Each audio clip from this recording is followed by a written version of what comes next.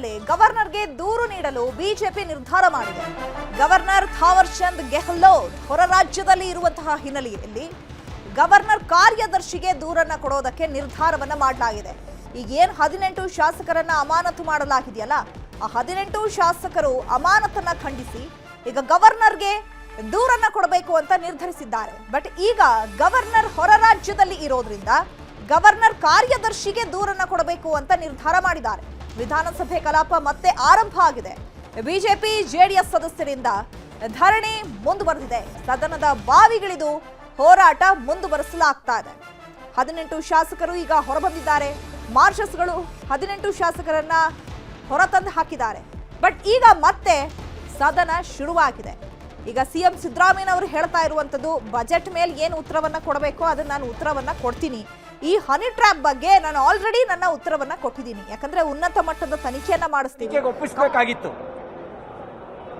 ನ್ಯಾಯಾಧೀಶರಿಗೂ honey trap, ನ್ಯಾಯಾಧೀಶರು ಹನಿ ಟ್ರ್ಯಾಪಿಗೆ ಒಳಗಾಗಿದ್ದಾರೆ ಅನ್ನೋದು ಸಾಮಾನ್ಯ ಸಂಗತಿ ಅಲ್ಲ. ಸಚಿವರು ಹನಿ ಟ್ರ್ಯಾಪಿಗೆ ಒಳಗಾಗಿದ್ದಾರೆ ಅನ್ನೋದು ಸಾಮಾನ್ಯ ಸಂಗತಿ ಅಲ್ಲ. ಶಾಸಕರು ಹನಿ ಟ್ರ್ಯಾಪಿಗೆ ಒಳಗಾಗಿದ್ದಾರೆ ಅನ್ನೋದು ಸಾಮಾನ್ಯ ಸಂಗತಿ ಅಲ್ಲ. ಅಧಿಕಾರಿಗಳು ಹನಿ ಟ್ರ್ಯಾಪಿಗೆ ಒಳಗಾಗಿದ್ದಾರೆ ಅನ್ನೋದು ಸಾಮಾನ್ಯ ಸಂಗತಿ ಅಲ್ಲ.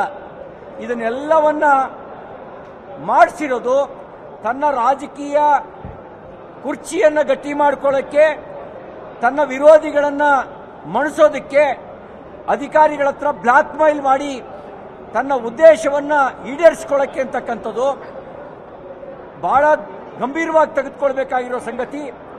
ಮುಖ್ಯಮಂತ್ರಿಗಳು ತನ್ನದೇ ಸಚಿವ ವಿಧಾನಸಭೆಯಲ್ಲಿ ಆರೋಪ ಮಾಡಿದಾಗಲೂ ಕೂಡ ಉನ್ನತ ಮಟ್ಟದ ತನಿಖೆ ಅಂತ ಹೇಳಿ ತಪ್ಪಿಸ್ಕೊಳ್ಳೋ ಕೆಲಸ ಮಾಡಿದ್ದಾರೆ. ಉನ್ನತ ಮಟ್ಟದ ತನಿಖೆ ಅಂದ್ರೆ ಏನು? ನಮ್ಮ ಆಗ್ರಹ ವಿಧಾನಸಭೆ ವಿಧಾನ ಪರಿಷತ್ನಲ್ಲಿ ಮಾಡಿದ್ವಿ, ಸಿಬಿಐ ತನಿಖೆ ಮಾಡಿ, ಹಾಲಿ ನ್ಯಾಯಾಧೀಶರ ನೇತೃತ್ವದ ತನಿಖೆ ಮಾಡಿ ಅನ್ನುವ ಮಾತನ್ನು ಹೇಳಿದ್ವಿ. ಅದೆಲ್ಲವನ್ನು ಬಿಟ್ಟು ಕೇವಲ ಉನ್ನತ ಮಟ್ಟದ ತನಿಖೆ ಅಂತ ಹೇಳಿ ಅವರು ತಪ್ಪಿಸಿಕೊಳ್ಳೋ ಕೆಲಸ ಮಾಡಿದ್ರು.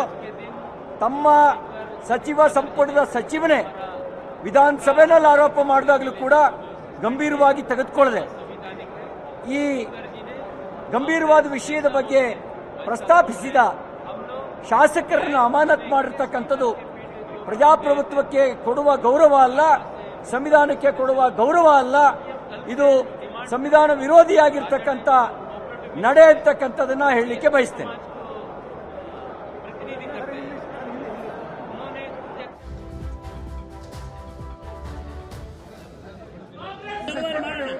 ಅವ್ರನ್ನ ಸಸ್ಪೆಂಡ್ ಮಾಡು, ಸಸ್ಪೆಂಡ್ ಮಾಡಿ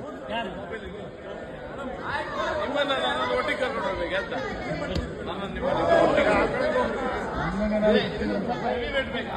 ಇನ್ನು ಇದೇ ವಿಚಾರಕ್ಕೆ ಸಂಬಂಧಪಟ್ಟಂತೆ ಬಿಪಿ ಹರೀಶ್ ಅವರನ್ನ ನಮ್ಮ ಪ್ರತಿನಿಧಿ ಮಾತನಾಡಿಸಿದ್ದಾರೆ. ಬನ್ನಿ ನೋಡೋಣ. ಈಗ ತಾನೇ ಅಮಾನತಾಗಿರುವಂತಹ ಶಾಸಕ ಬಿಪಿ ಹರೀಶ್ ಅವರಿದ್ದಾರೆ, ಅವ್ರನ್ನ ಮಾತನಾಡಿಸ್ತಾ ಹೋಗ್ತೀನಿ. ಹನಿ ಟ್ರ್ಯಾಪ್ ವಿಚಾರವಾಗಿ ತಾವು ಸದನದಲ್ಲಿ ಧ್ವನಿ ಎತ್ತಿದ್ರಿ, ಪ್ರತಿಭಟನೆ ಮಾಡಿದ್ರಿ, ಆದರೆ ಅತಿರೇಕದ ವರ್ತನೆ ತೋರಿದೆ ಅನ್ನುವಂಥ ಒಂದು ಕಾರಣ ಕೊಟ್ಟು ಈಗ ಅಮಾನತು ಮಾಡಲಾಗಿದೆ. ಅದರಲ್ಲೂ 18 ಜನ ಮಾಡಿದ್ರಿ, ತಾವು ಕೂಡ ಮಾಡಿದ್ದಾರೆ, ಅದರಲ್ಲಿ ನೀವು ಕೂಡ ಒಬ್ಬರು. ನೋಡಿ, ವಿಧಾನಸಭಾ ಅಧಿವೇಶನದಲ್ಲಿ ಒಬ್ಬ ಗೌರವಾನ್ವಿತ ಸಚಿವರು ನನ್ನ ಮೇಲೆ ಮತ್ತು ಇನ್ನೊಬ್ಬ ಸಚಿವರ ಮೇಲೆ ಹನಿ ಟ್ರ್ಯಾಪ್ ಮಾಡ್ತಕ್ಕಂಥ ಒಂದು ವ್ಯವಸ್ಥೆ ನಡೆದಿದೆ. ಅಷ್ಟೇ ಅಲ್ಲ, ದೇಶದ ರಾಷ್ಟ್ರೀಯ ನಾಯಕರುಗಳು ಸುಮಾರು 48 ಜನರ ಮೇಲೆ ಹನಿ ಟ್ರ್ಯಾಪ್ ಆಗಿದೆ ಅಂತಕ್ಕಂಥದ್ದನ್ನ ಸದನದಲ್ಲಿ ಒಪ್ಕೊಂಡ ಕಾರಣ ಇವತ್ತು ಭಾರತೀಯ ಜನತಾ ಪಕ್ಷ ಯಾರಿಗೂ ಕೂಡ ಅನ್ಯಾಯ ಆಗಬಾರ್ದು, ಈ ಹನಿ ಟ್ರ್ಯಾಪ್ ಮೂಲಕ ಇವತ್ತು ಬ್ಲ್ಯಾಕ್ ಮೇಲ್ ಮಾಡ್ತಕ್ಕಂಥ ರಾಜಕೀಯ ನಡೀತಾ ಇದೆ. ಯಾರು ತಮ್ಮನ್ನು ವಿರೋಧಿಸ್ತಾರೋ ಅವರ ಹನಿ ಟ್ರ್ಯಾಪ್ ಮಾಡಿ ಇವತ್ತು ರಾಜಕೀಯವಾಗಿ ಮುಗಿಸ್ತಕ್ಕಂಥ ಒಂದು ಏನು ಕೆಲಸ ನಡೀತಾ ಇದೆ ಅದನ್ನು ನಿಲ್ಲಿಸಬೇಕು, ಯಾರಿಗೂ ಆಗಬಾರ್ದು ಅನ್ಯಾಯ ಅಂತೇಳಿ ಭಾರತೀಯ ಜನತಾ ಪಕ್ಷ ಹೋರಾಟವನ್ನು ತೆಗೆದುಕೊಂಡಿತು. ನಮಗೆಲ್ಲೋ ಅನುಮಾನ ಬರ್ತಾ ಇದೆ, ಇವತ್ತು ಈ ಹನಿ ಟ್ರ್ಯಾಪ್ನಲ್ಲಿ ಭಾಗವಹಿಸಿರ್ತಕ್ಕಂಥವ್ರು ಅದೇ ಪಕ್ಷದ ಪ್ರಮುಖರು ಇರಬೇಕು. ಇದನ್ನು ಮುಚ್ಚಿಸಲಿಕ್ಕೆ ಇವತ್ತು ಭಾರತೀಯ ಜನತಾ ಪಕ್ಷದ ಶಾಸಕರನ್ನು 6 ತಿಂಗಳ ಕಾಲ ಉಚ್ಚಾಟನೆ ಮಾಡಿರ್ತಕ್ಕಂಥದ್ದು ಅವರ ತಪ್ಪು ಮುಚ್ಚಿಸ್ಕೊಳ್ಳಿಕ್ಕೆ ಇದು ತನಿಖೆ ಆಗ್ತದೆ. ಹನಿ ಟ್ರ್ಯಾಪ್ ಮಾಡಿದ್ಯಾರು ಅಂತಕ್ಕಂಥದ್ದು ಕೂಡ ಬಯಲಾಗ್ತದೆ.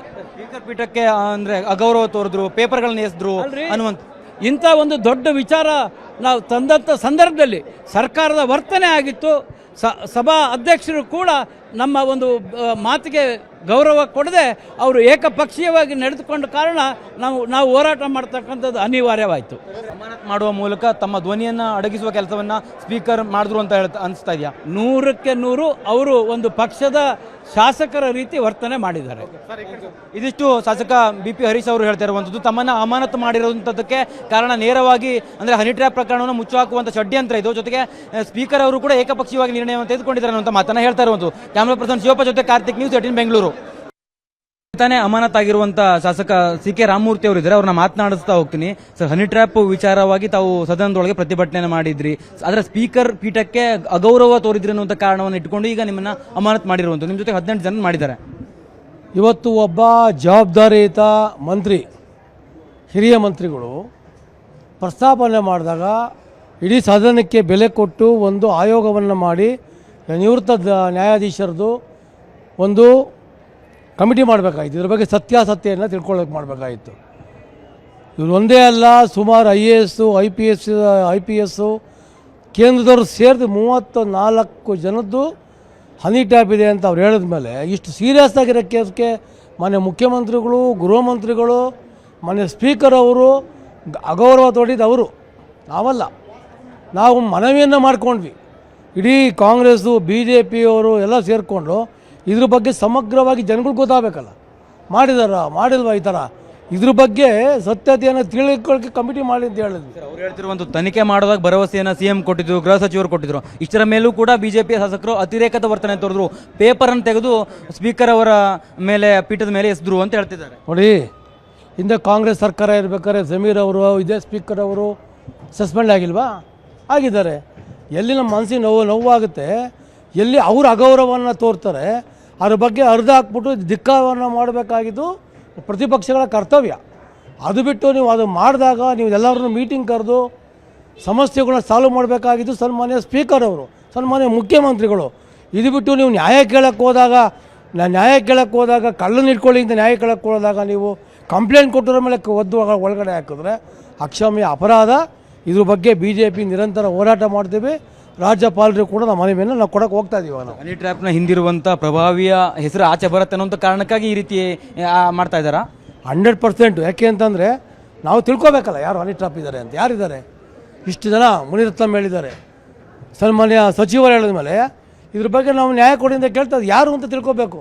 ಅದಕ್ಕೆ ಒಂದು ಕಮಿಟಿ ಮಾಡಿ ಅಂತ ಹೇಳ್ತಾ ಇದ್ದೀವಿ. ಈ ವಿಚಾರವಾಗಿ ರಾಜ್ಯಪಾಲರಿಗೆ ಏನಾದರೂ ದೂರು ಕೊಡ್ತಾರೆ ಹೇಗೆ? ರಾಜಭವನ ಚಲೋ ಮಾಡ್ತಾ ಇದ್ದೀವಿ, ರಾಜ್ಯಪಾಲರಿಗೆ ಕೊಡ್ತೀವಿ, ಸನ್ಮಾನ್ಯ ರಾಷ್ಟ್ರಪತಿಯವರು ಕೂಡ ನಾವು ಕೊಡ್ತೀವಿ. ಇದಿಷ್ಟು ಅಮಾನತಾಗಿರುವಂಥ ಶಾಸಕ CK ರಾಮಮೂರ್ತಿ ಅವರ ಮಾತು. ಕ್ಯಾಮ್ರಾ ಪರ್ಸನ್ ಶಿವಪ್ಪ ಜೊತೆ ಕಾರ್ತಿಕ್, ನ್ಯೂಸ್ 18 ಬೆಂಗಳೂರು. ಅಮಾನತಾಗಿರುವಂಥ ಶಾಸಕ ಭರತ್ ಶೆಟ್ಟಿ ಅವರು ಇದ್ದಾರೆ, ಅವ್ರನ್ನ ಮಾತನಾಡಿಸ್ತಾ ಹೋಗ್ತೀನಿ. ಸರ್, ಇವತ್ತು ಅಮಾನತಾಗಿದ್ರಿ, ಹನಿ ಟ್ರ್ಯಾಪ್ ವಿಚಾರವಾಗಿ ತಾವು ಪ್ರತಿಭಟನೆ ಸದನದೊಳಗೆ ಮಾಡಿದ್ರಿ. ಆ ಸಂದರ್ಭದಲ್ಲಿ ತೋರಿದಂಥ ಒಂದಿಷ್ಟು ಅಂದರೆ ಸ್ಪೀಕರ್ ಅವರ ಪೀಠಕ್ಕೆ ತಾವು ಹೋಗಿ ಅಗೌರವವನ್ನು ತೋರಿದ್ರಿ ಅನ್ನುವಂಥ ಒಂದು ಆರೋಪವನ್ನು ಹೊರತೀಗ ಅಮಾನತ್ ಮಾಡಲಾಗಿದೆ. ಏನು ಹೇಳ್ತೀರಿ? ಸ್ಪೀಕರ್ ಹತ್ರ ನಮಗೆ ಅವಕಾಶ ಮಾಡಿಕೊಡಿ, ಇದರ ಬಗ್ಗೆ ಚರ್ಚೆ ಆಗಬೇಕು. ಈ ಹನಿ ಟ್ರ್ಯಾಪ್ ಅನ್ನುವಂಥದ್ದಿದೆ, ಒಂದು ನ್ಯಾಷನಲ್ ಇಶ್ಯೂ ಆಗಿದೆ, ಇಂಟರ್ನ್ಯಾಷನಲ್ ಇಶ್ಯೂ ಆಗಿದೆ. ನೀವು ಯಾವ ಟಿವಿಯನ್ನು ಓಪನ್ ಮಾಡಿಸೋ ನ್ಯಾಷನಲ್ ಲೆವೆಲ್ಲಿ ಇದೇ ವಿಷಯ ಬರ್ತಾ ಇದೆ. ಇಡೀ ಭಾರತ ದೇಶದಲ್ಲಿ ಇಂಥ ದೊಡ್ಡ ಅವ್ಯವಸ್ಥೆ ಇಷ್ಟು ತನಕ ಆಗಲಿಲ್ಲ. ಒಬ್ಬ ಸಿಟ್ಟಿಂಗ್ ಮಿನಿಸ್ಟ್ರು ಬಂದು ಸ್ಟೇಟ್ಮೆಂಟನ್ನು ಕೊಡ್ತಾರೆ, ನನ್ನನ್ನು ಕಾಪಾಡಿ, ಒಬ್ಬ ದಲಿತ ಮಂತ್ರಿ ಬಂದು ಅಳ್ತಾ ಇದ್ದಾರೆ, ನನ್ನನ್ನು ಕಾಪಾಡಲಿಕ್ಕೆ ಬನ್ನಿ, ನನ್ನನ್ನು ಸಹಾಯ ಮಾಡಿ. ಹನಿ ಟ್ರ್ಯಾಪ್ ಆಗ್ತಾ ಇದೆ, ನಮ್ಮ ಸರ್ಕಾರದವರೇ ಹನಿ ಟ್ರ್ಯಾಪ್ ಮಾಡ್ತಾ ಇದ್ದಾರೆ ಅನ್ನುವಂಥ ಒಂದು ಅರ್ಥದಲ್ಲಿ ಅವರು ಹೇಳ್ತಾ ಇದ್ದಾರೆ. ಮುಖ್ಯಮಂತ್ರಿಗಳು ಅದರ ಬಗ್ಗೆ ಚರ್ಚೆಗೆ ಅವಕಾಶ ನೀಡ್ತಾ ಇಲ್ಲ. ಮುಖ್ಯಮಂತ್ರಿಗಳು ಮತ್ತು ಸ್ಪೀಕರ್ ಒಟ್ಟಾಗಿ ಈ ಕೆಲಸಗಳನ್ನು ಮಾಡಿದ್ದಾರೆ. ಎಲ್ಲೋ ಒಂದು ಕಡೆ ಈ ಒಂದು ವಿಷಯ ದೊಡ್ಡದಾದರೆ ಸರ್ಕಾರ ಉರುಳುವಂಥ ಸಾಧ್ಯತೆ ಇದೆ. ಸರ್ಕಾರನ ಉಳಿಸ್ಕೊಳ್ಳಿಕ್ಕಾಗಿ ಈ ಕೃತ್ಯವನ್ನು ಅವರು ಮಾಡಿದ್ದಾರೆ. 6 ತಿಂಗಳ ಕಾಲ ಅಮಾನತ್ ಮಾಡಿರುವಂಥದ್ದು ಪಕ್ಷಪಾತಿಯಾಗಿ ನಡ್ಕೊಂಡ್ರು ಅಂತ ಅನಿಸ್ತಾ ಇದೆಯಾ ಸ್ಪೀಕರ್ ಅವರು? 100ಕ್ಕೆ 100 ಪಕ್ಷಪಾತಿಯಾಗಿ ನಡ್ಸ್ಕೊಂಡಿದ್ದಾರೆ, ಏಕಪಕ್ಷ ನಿರ್ಧಾರವನ್ನು ತೆಗೆದುಕೊಂಡಿದ್ದಾರೆ. ಯಾಕಂದರೆ 18 ಜನ BJP MLAಗಳನ್ನು ನೀವು ಸಸ್ಪೆಂಡ್ ಮಾಡಿದ್ರಿ. ನಾವೇನು ಮಾಡಿದ್ದಾವೋ ಅದನ್ನೇ 2 ಕಾಂಗ್ರೆಸ್ MLAಗಳು ಸಹ ಮಾಡಿದ್ದಾರೆ, ಅವರನ್ನು ಸಸ್ಪೆಂಡ್ ಮಾಡಲಿಲ್ಲ. ಏಕಪಕ್ಷ ನಿರ್ಧಾರ. ಯಾಕಂತ ಹೇಳಿದ್ರೆ ಈಗ ಅವರು ಮುಸ್ಲಿಂ ರಿಸರ್ವೇಷನ್ ಬಿಲ್ವನ್ನು ಪಾಸ್ ಮಾಡ್ತಾರೆ. ಈಗ ಆ ಸಮಯದಲ್ಲಿ 18 ಜನ BJPಯ ಶಾಸಕರ ಧ್ವನಿಯನ್ನು ಕಮ್ಮಿ ಮಾಡುವಂಥ ಪ್ರಯತ್ನವನ್ನು ಸರ್ಕಾರ ಮಾಡಿದೆ ಸ್ಪೀಕರ್ ಮೂಲಕ. ಸ್ಪೀಕರ್ ಮುಖ್ಯಮಂತ್ರಿಗಳ ಕೈಗೊಂಬೆಯಾಗಿ ವರ್ತಿಸಿದ್ದಾರೆ. ಬಿಲ್ ಪಾಸ್ ಮಾಡೋದಕ್ಕಾಗಿಯೇ ಈ ರೀತಿಯ ನಿರ್ಣಯವನ್ನು ತೆಗೆದುಕೊಂಡಿದ್ದಾರೆ ಅನ್ನೋ ಆರೋಪವ? 100ಕ್ಕೆ 100 ಅದಕ್ಕೋಸ್ಕರನೇ ಮಾಡಿದ್ದಾರೆ. 100ಕ್ಕೆ 100 ಬಿಲ್ ಪಾಸ್ ಮಾಡಲಿಕ್ಕಾಗಿ ನಮ್ಮನ್ನು, ಯಾಕಂದರೆ 2 ಕಾಂಗ್ರೆಸ್ MLAಗಳನ್ನು ಮಾಡಲಿಲ್ಲ ಅವರು BJP MLAಗಳ ಮೈಮೇಲೆ ಸಹ ಬಂದರು. ಆಗ ಆಚೆ ಈಚೆ ಗಲಾಟೆ ಮಾಡಿದ್ರು, ಪೇಪರನ್ನು ಬಿಸಾಡಿದ್ರು, ಟಿವಿಯಲ್ಲಿ ಸಹ ನೋಡಿದ್ದೇವೆ. ಅವರನ್ನ ಸಸ್ಪೆಂಡ್ ಮಾಡಲಿಲ್ಲ. ಹಾಗಾದ್ರೆ 6 ತಿಂಗಳ ಈಗ ಅಮಾನತ್ ಮಾಡಿರೋದ್ರಿಂದ ತಮ್ಮ ಕ್ಷೇತ್ರದಲ್ಲಿ ಕೆಲಸಗಳಿಗೆ ಸಮಸ್ಯೆ ಆಗ್ಬಹುದಾ, ಹೇಗೆ? ಇಲ್ಲ, ಇದು ಸಸ್ಪೆನ್ಷನ್ನು ಫಾರ್ ಯುವರ್ ಇನ್ಫಾರ್ಮೇಷನ್ನು, ನಿಮ್ಮ ಸಭಾಧ್ಯಕ್ಷರು UT ಖಾದರ್ ಏನಿದ್ದಾರೆ ಅವರು ಸಹ 2 ಬಾರಿ ಸಸ್ಪೆನ್ಷನ್ ಆಗಿದ್ದಾರೆ. ಎಷ್ಟು ತನಕ ನಮ್ಗೆ ಗೊತ್ತಿದೆ. ಅದು ದೊಡ್ಡ ವಿಷಯ ಅಲ್ಲ. ನಮಗೆ ಶಾಸಕರಾಗಿ ಸಸ್ಪೆನ್ಷನ್ ಆದಂಥ ಸಮಯದಲ್ಲಿ ವಿಧಾನಸೌಧದ ಒಳಗೆ ಬರಲಿಕ್ಕಿಲ್ಲ, ಬೇರೆ ಎಲ್ಲ ಕೆಲಸಗಳನ್ನು ಮಾಡಲಿಕ್ಕೆ ಅವಕಾಶ ಇದೆ. ಇದಿಷ್ಟು ಶಾಸಕ ಭರತ್ ಶೆಟ್ಟಿ ಅವರು ಹೇಳ್ತಿರುವಂತ ಮಾತು. ಅಂದ್ರೆ ಸದನದಲ್ಲಿ ಏಕಪಕ್ಷೀಯವಾಗಿ ಸ್ಪೀಕರ್ ಅವರು ನಡೆದುಕೊಂಡಿದ್ದಾರೆ, ಹಾಗಾಗಿ ನಮ್ಮನ್ನ ಅಮಾನತ್ ಮಾಡಿದ್ದಾರೆ. ಈ ಹಿಂದೆ ಸ್ಪೀಕರ್ ಕೂಡ ಅಮಾನತ್ ಆಗಿದ್ರು ಅನ್ನೋ ಮಾತನ್ನು ಕೂಡ ಅವರು ಹೇಳ್ತಾ ಇರುವಂಥದ್ದು. ಕ್ಯಾಮರಾ ಪರ್ಸನ್ ಶಿವಪ್ಪ ಜೊತೆ ಕಾರ್ತಿಕ್, ನ್ಯೂಸ್ 18 ಬೆಂಗಳೂರು.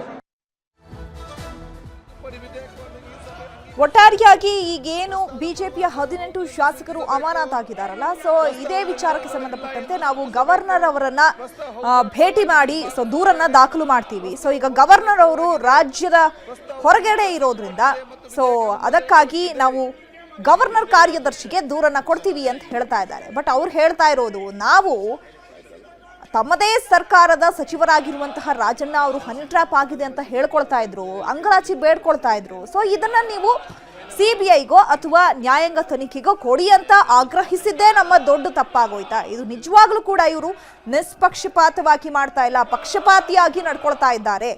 ಉದ್ದೇಶಪೂರ್ವಕವಾಗಿ ನಮ್ಮನ್ನ ಸದನದಿಂದ ಹೊರಗೆ ಹಾಕಿದ್ದಾರೆ, ನಾವು ಮಾತ್ರ ಸುಮ್ಮನೆ ಇರೋದಿಲ್ಲ ಅಂತ ಹೇಳ್ತಾ ಇದ್ದಾರೆ.